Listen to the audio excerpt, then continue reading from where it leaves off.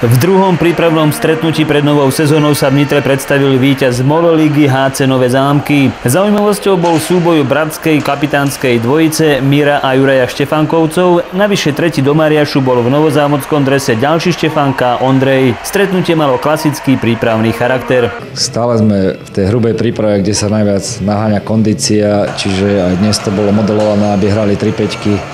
Jedna po polke odišla a nastúpila tá juniorská peťka, aby si čo najviac zahrali, zakorčulovali.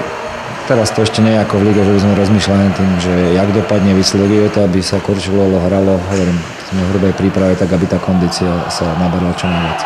V ďalšom priebehu prípravy bude nasledovať preriedenie kádra. Budúci týždeň vlastne je turnaj v Trenčine, kde sa odohrajú 3 zápasy.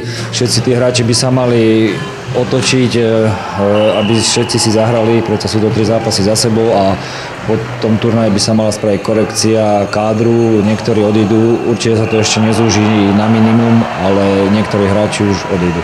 Nitra napokon zvíťazila 6-2, keď v jej drese dvakrát skoroval Michal Novák a po jednom gole pridali Domian, Lukáš Novák, Bajtek a Pupák. Za hosty sa strelecky presadili Polčík a Štefanka.